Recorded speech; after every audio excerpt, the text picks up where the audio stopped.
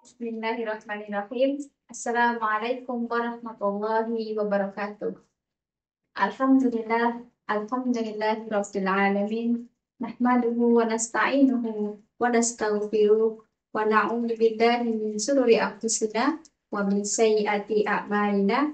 May yahdihillahu fala mudilla lah wa may yudlil fala hadiyalah. Asyhadu an la ilaha illallah wa asyhadu anna Muhammadan abduhu wa rasuluh. La haula wa la quwwata illa billah. Puji dan syukur adalah senantiasa kita haturkan kepada kehadirat Allah Subhanahu wa Ta'ala atas segala limpahan nikmat dan juga kasih sayangnya, sehingga sampai dengan detik ini nikmat iman maupun nikmat Islam masih tersemai di dalam hati kita. Salawat beriringkan salam semoga senantiasa tercurah kepada junjungan kita, insan yang berakhlak mulia, tauladan umat manusia, beliau baginda Rasulullah Muhammad Shallallahu Alaihi Wasallam.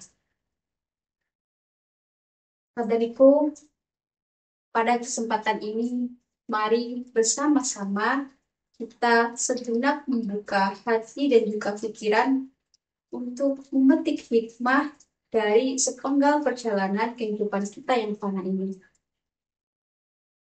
Saudariku kaum muslimah rahimakumullah, secara kelompok sosial, saya dan juga teman-teman termasuk dalam kategori pemuda. Secara demografis, dan tahun 2022, jumlah pemuda di Indonesia khususnya berkisar kurang lebih 88 juta jiwa atau setara dengan 32% dari total populasi yang ada. Ini merupakan angka yang cukup besar di negeri ini. Nah, bagi kaum mayoritas sangat diharapkan untuk mampu berkarya, berkontribusi, dan memiliki daya juang yang tinggi untuk menopang kemajuan bangsa. Akan tetapi, jika kita mencoba melihat lebih dalam apa yang terjadi di kalangan anak muda, justru banyak di antara pemuda yang terlibat dalam kasus-kasus penyalahgunaan narkoba, kasus pelecehan seksual, pergaulan bebas, kecanduan pornografi maupun sosial media, dan masih banyak hal-hal lain negatif yang terjadi di kalangan anak-anak muda. Saudariku, mari kita coba dari berbagai fenomena yang ada tersebut, dari beberapa problematika yang ada tersebut, kita coba bahas mungkin yang sekiranya sedang marak terjadi di sekitar kita. Teman-teman ada yang pernah tahu tentang FWB? Tepat sekali. Friend with Benefit. FWB ini mengusung sebuah konsep pertemanan ataupun hubungan antara perempuan dengan laki-laki yang saling menguntungkan. Tapi keuntungan seperti apa yang dimaksud? Apakah mungkin dibantu mengerjakan tugas kuliah? Ataukah sering ditraktir oleh rekan kerjanya? Atau sering membelikan barang-barang, bertukar barang seperti itu? Bukan. Bukan keuntungan seperti itu yang dimaksud dalam FWB. Akan tetapi ialah mereka melakukan hubungan sayapnya suami istri. Dan mereka tidak mengikat komitmen tertentu. Sepakat untuk tidak adanya perjanjian khusus di antara mereka. Jadi mereka bebas kapanpun untuk mengakhirinya. Contoh lain, apakah ada di antara kita yang mungkin terlibat menjadi user sebuah aplikasi kencan?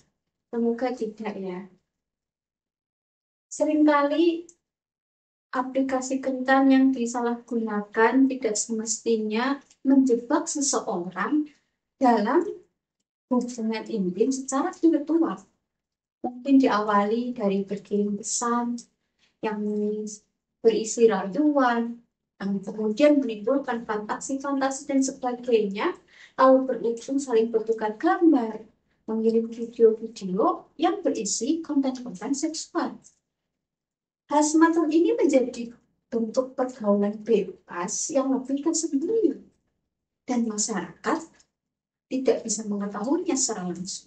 Na'udzubillah min dzalik. Saudariku, kaum muslimah, jauh sebelum kita lahir terkait dengan pergaulan ini, Allah Subhanahu wa Ta'ala telah memberikan rambu-rambu melalui Rasulullah.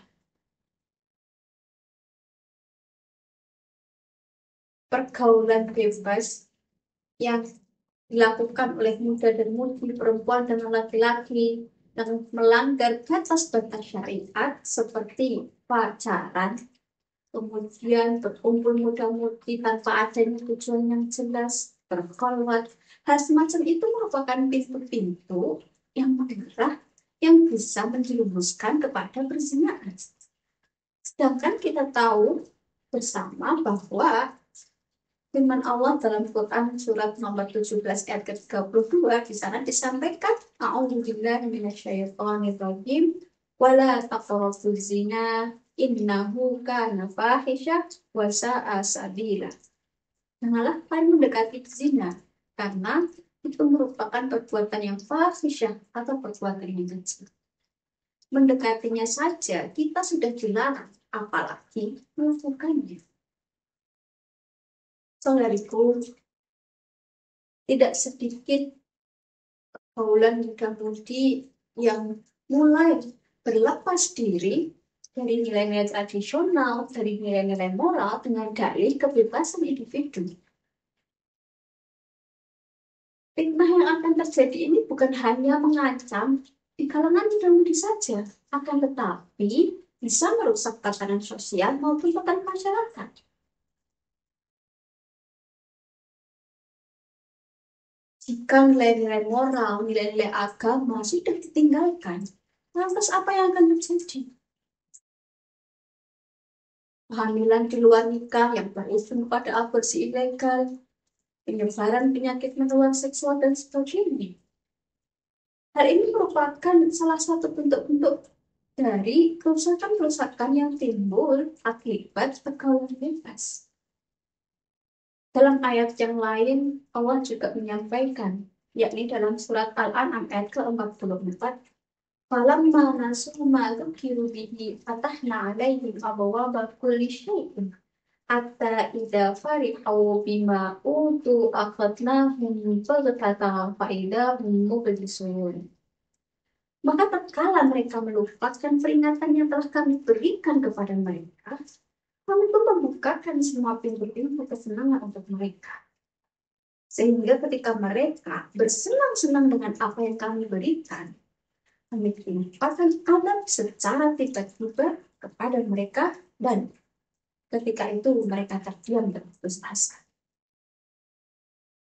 Saudariku, alangkah lebih baiknya ketika seseorang memang sudah siap untuk menjalani kehidupan bersama dengan orang lain, maka akhirilah masa lajang dengan cara yang benar.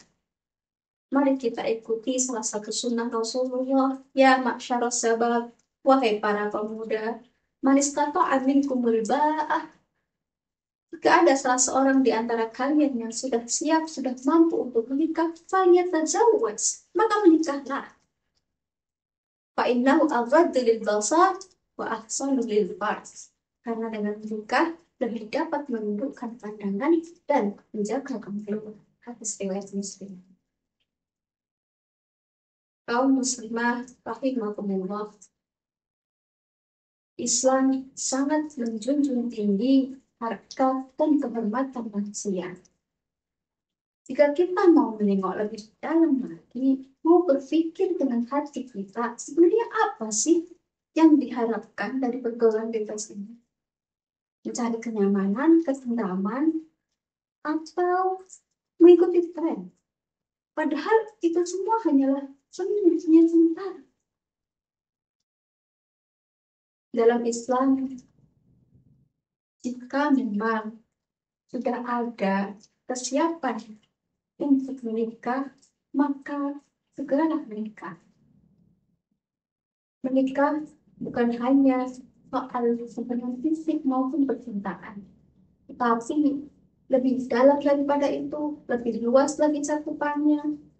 Menikah itu ada kunci-kunci keberkahan, ada nilai-nilai kasih sayang, dan juga ketentraman, sakinah, mawaddah yang akan dilimpahkan oleh Allah kepada para pasangan yang mempunyai kelulusan niat untuk menikah.